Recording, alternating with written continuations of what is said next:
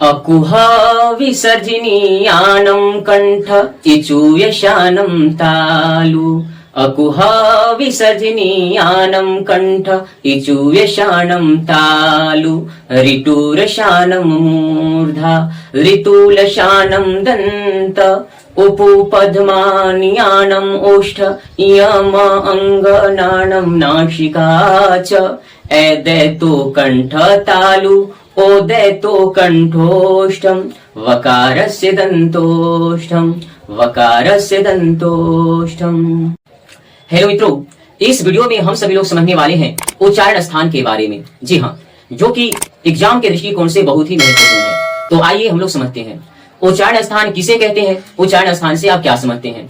तो अगर मैं बात करूं, उच्चारण स्थान का परिभाषा कहता है कि हमारी जिह्वा मुख के जिन जिन भागों को छूती है या टकराती है और टकरा करके जो आवाज निकलती है उसे उच्चारण स्थान कहते हैं। जी हाँ, जिह्वा, जिह्वा का मतलब होता है जीभ, मुख का अर्थ होता है मुख। यानी जीभ क्या करता है, ये हमारे किसी न किसी भाग से स्पर्श करता है और स्पर्श करने के बाद वो टकराता है और टकराने के बाद कई सारी ध्वनि, कई सारे आवाज निकलते हैं। तो आवाज को ही हम लोग क्या बोलते हैं, उच्चारण स्थान बोलते हैं। तो वही कहा गया है कि उच्चारण स्थान किसे कहते हैं, तो हमारी जिह्वा मुख के जिन जिन भागों को छूती है या टकराती है और टकरा करके जो आवाज निकलती है, जो ध्वनि निकलती है, तो उसी को क्या बोलते हैं, उच्चारण स्थान बोलते हैं। उच्चारण स्थान को विस्तार पूर्वक समझने के लिए और अच्छे प्रकार से जानने के लिए हमें इन चीजों को याद रखना पड़ेगा। जी हाँ, अगर मैं बात करूं वर्ग का, तो वर्ग 5 होते हैं। जी हाँ, वर्ग कितने होते हैं, तो 5 होते हैं। पहला क वर्ग, च वर्ग, ट वर्ग, त वर्ग और प वर्ग। तो इस प्रकार से वर्ग कितने होते हैं, 5 होते हैं। क वर्ग, च वर्ग, ट वर्ग, त वर्ग और प वर्ग। तो वर्ग 5 होते हैं। आप इसे याद रख सकते हैं क च ट त प।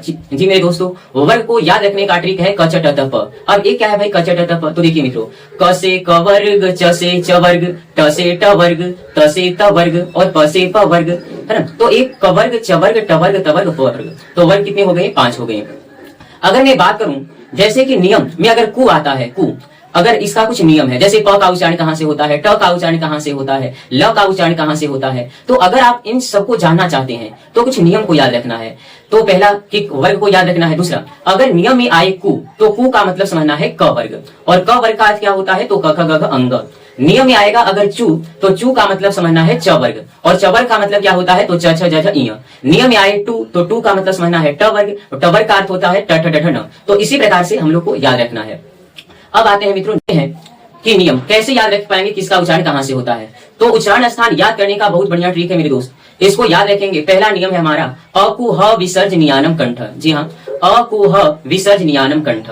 अब ये क्या है, तो आइए इसको विस्तार में हम लोग समझते हैं। अकुह, देखिए अ में दो, अ से हमारा 2 अर्थ निकलेगा, एक होता है अ और एक होता है आ। अब देखिए मित्रों, कु है यहाँ पर, तो कु का मतलब क्या होता है, हम आप लोग को बताया है कि अगर कु नियम में आता है तो कु का मतलब हमें क्या समझना है, तो क वर्ग समझना है। तो कु के स्थान पर मैंने क वर्ग लिख दिए।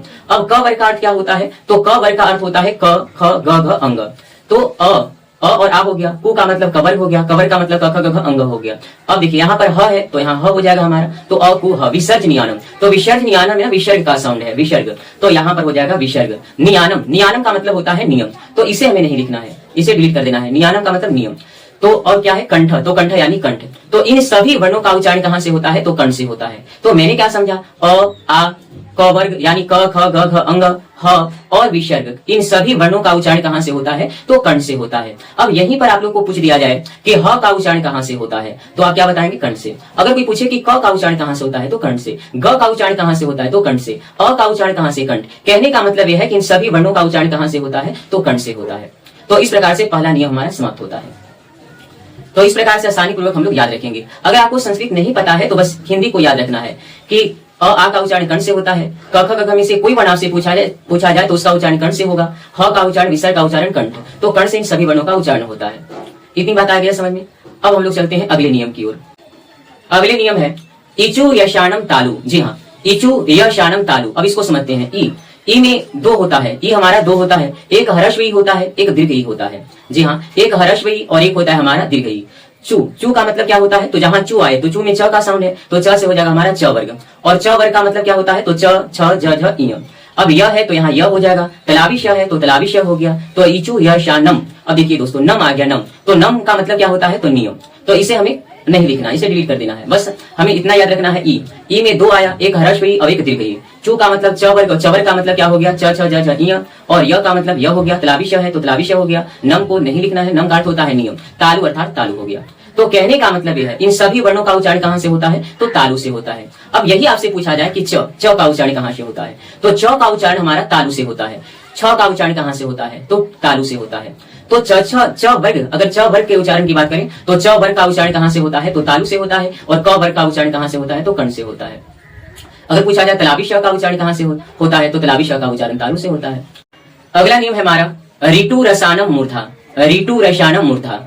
अब देखिए री है तो यहाँ री हो गया, टू का मतलब होता है ट वर्ग, तो यहाँ पर ट वर्ग हो गया। ट वर्ग का अर्थ होता है ट ठ ड ढ वर्गिण, तो यहाँ ट ठ ड ढ वर्गिण हो गया। र है तो यहाँ र हो गया, मूर्धन्य श है तो मूर्धन्य श। तो ऋतु रसानम, तो नम नहीं लिखा जाता है, नम का मतलब होता है नियम। मूर्धा है तो मूर्धा हो गया। पुनः समझते हैं, री है तो री हो गया। री टू का मतलब ट वर्ग होता है, ट वर्ग का मतलब ट ठ ड ढ न, यानी ट वर्ग का उच्चारण कहां से हो जाएगा, ट वर्ग का उच्चारण मूर्धा से। र का उच्चारण भी मूर्धा से, यानी इन सभी वर्णों का उच्चारण कहां से होगा, तो मूर्धा से होगा। तो इसी प्रकार से हमें याद रखना है। तो अगर आपको संस्कृत नहीं आती तो हिंदी केवल आप याद रख सकते हैं। ट वर्ग का उच्चारण मूर्धा से, च वर्ग का उच्चारण तालु से, क वर्ग का उच्चारण कर्ण से। ऋतु लसानम दंत, ऋतु लसानम दंत। जी हाँ, री है तो री हो गया। तू का मतलब त वर्ग, तो यहाँ त वर्ग हो गया। त वर्ग का अर्थ होता है तथ दध न, तो तथ दध न मैंने लिख लिया। अब ऋतु लसानम, ल है तो यहाँ ल हो गया। दंतीश है तो दंतीश, नम को डिलीट कर देना है। बराबर दंत है तो यहाँ दंत, दंत अर्थात दांत। यानी ल का उच्चारण कहां से होता है, तो दंत से होता है। तथा दध में कोई सा वर्ण आपसे पूछा जाए तो उसका उच्चारण दंत से होगा। ल का उच्चारण दंत से, दंतीश का उच्चारण दंत से, यानी सभी वर्णों का उच्चारण कहां से होता है, तो दंत से होता है। उपु पद मान यानम उष्ठ, अर्थात उ का मतलब एक ह्रस्व हो गया, एक दीर्घ हो गया।